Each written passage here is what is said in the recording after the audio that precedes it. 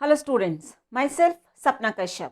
So students, as you all know, till now we have completed many topics of the topic market equilibrium class 11th, and today I am going to cover the last topic of this chapter, which is simultaneous shift in demand and supply. So how this topic is different from the other topics? Students, अभी तक जितने भी topics हमने किए उसमें एक first topic में shift in demand था and supply was constant, means demand में शिफ्ट थे लेकिन सप्लाई कांस्टेंट थी. सेकंड टॉपिक में शिफ्ट इन सप्लाई था और डिमांड कांस्टेंट थी.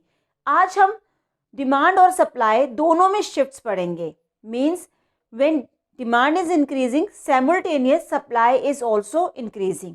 When demand is decreasing simultaneously supply or demand is also decreasing. Simultaneous increase in demand and simultaneous decrease in demand.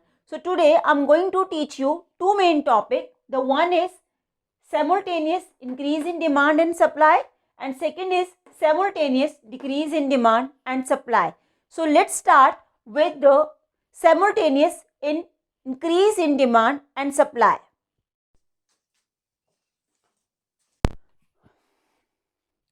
So let's start with first topic, which is simultaneous increase in demand and supply.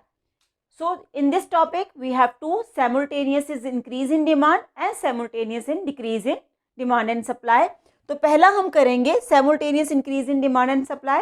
इसका मतलब है कि जब demand और supply दोनों increase करती हैं. इसके अंदर तीन सब केसेस हैं.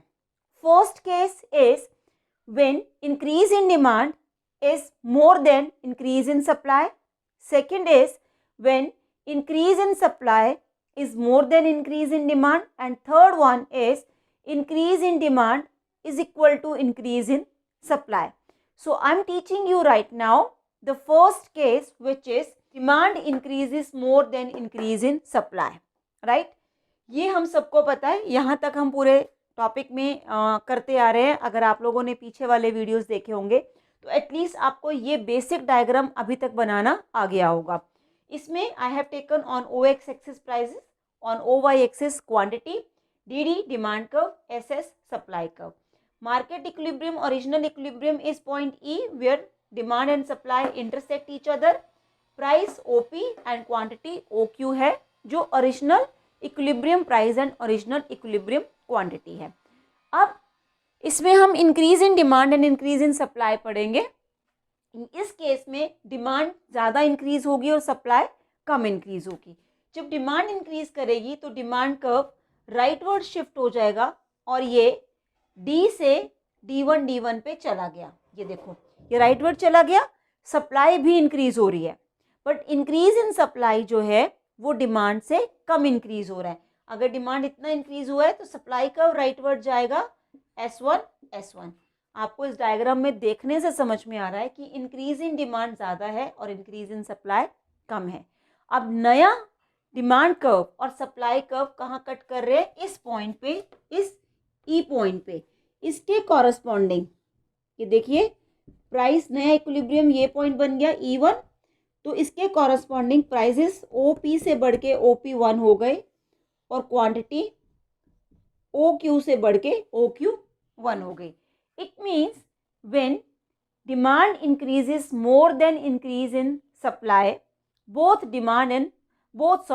Price and quantity demanded increases in the same ratio. Now let's start with second case. Second case is demand increases less than increase in supply. Means demand और सप्लाई दोनों इंक्रीज कर रहे हैं, बट डिमांड में जो increase हो रहा है वो सप्लाई के इंक्रीज से कम है. तो सबसे पहले हमने ये मार्केट इक्विलिब्रियम ड्रॉ कर लिया. वही क्रॉस डिमांड और सप्लाई की फोर्सेस जहां आपस में इंटरसेक्ट कर रही हैं, इस पॉइंट को मार्केट इक्विलिब्रियम बोलेंगे. अब नाउ व्हेन डिमांड इंक्रीजेस, जब डिमांड इंक्रीज करेगी तो डिमांड कर्व हमारा राइटवर्ड जाएगा. This we all know from D to D1. नया डिमांड कर्व ये हो गया. और सप्लाई भी इंक्रीज कर रही है, बट सप्लाई में इंक्रीज ज़्यादा हो रहा है, तो उसे हम थोड़ा गैप जो है थोड़ा ज़्यादा दिखाएंगे. ये देखिए, it is broader then this, तो S1 S1. अब new equilibrium will fall here. नया इक्विलिब्रियम यहाँ आ गया E1 पॉइंट पे। ये क्या शो कर रहा है, प्राइजेस डिक्रीज हो गए। Just see if I draw a line corresponding to new equilibrium, prices जो हैं वो फॉल हो गए OP से OP1 पे, और क्वांटिटी इंक्रीज हो गई OQ से OQ1 पे। It means if I right about original, पहले मेरा ओरिजिनल प्राइस OP था, ओरिजिनल क्वांटिटी OQ थी, और पॉइंट E मार्केट इक्विलिब्रियम था। अब जब ये केस लिया demand increases less than increase in supply, उस केस में new equilibrium, writing here new equilibrium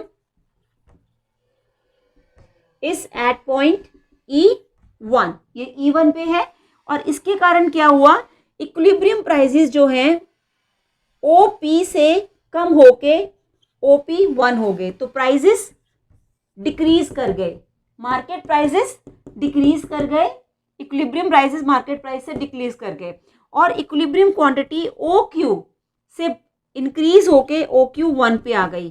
तो मीन्स इस केस में प्राइसेस डिक्रीज हो गए और क्वांटिटी इंक्रीज हो गई। We are going to write the explanation of this diagram, and whatever we have drawn, we are going to write that only, right? We need not to learn anything. Start with the last topic of simultaneous increase in demand and supply. We have done with increase in demand is more than increase in supply. Second we did increase in demand is less than increase in supply, and third case is increase in demand is equal to increase in supply. इसका मतलब है कि जब demand और supply दोनों increase करेंगे लेकिन same ratio में। So as we all know, first of all we'll drawing on OX axis we are taking quantity, on OY axis we have taken price. ये है DD डिमांड कर्व, ये SS supply curve, both are intersecting at point E, दोनों इस point पे intersect कर रहे हैं, तो ये मार्केट इक्विलिब्रियम है, और OP equilibrium price and OQ equilibrium quantity, that we all know, हमने पिछले 3 वीडियो से यही पढ़ा है और ये ऐसे ही है। अब अगर डिमांड इंक्रीज करेगी तो डिमांड कर्व कहाँ शिफ्ट होगा, rightward, as we all no.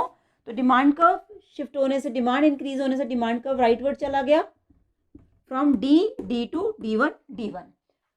अब सप्लाई भी उतनी ही इंक्रीज करेगी जितनी हमारी डिमांड इंक्रीज कर रही है, तो सप्लाई राइटवर्ड जाएगा, तो supply curve will also shift rightward from S1, ये S से S1 पे चला गया।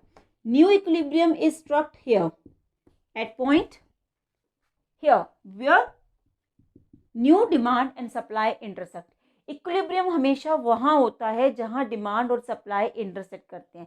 तो इस केस में अब नए डिमांड कर्व ने और नए सप्लाई कर्व ने इस पॉइंट पे कट किया, तो नया इक्विलिब्रियम ये होगा। अगर मैं इसे देखूंगी तो अब देखो कि प्राइसेस रिमेन्स कांस्टेंट, जितने थे उतने ही रहे, लेकिन क्वांटिटी इंक्रीजेस। तो इससे क्या प्रूव होता है कि जब डिमांड और सप्लाई दोनों इक्वल रेशियो में इंक्रीज होते हैं तो उससे प्राइस पे कोई इफेक्ट नहीं पड़ता है, सिर्फ क्वांटिटी इंक्रीज होगी OQ से OQ1 and price will remain constant.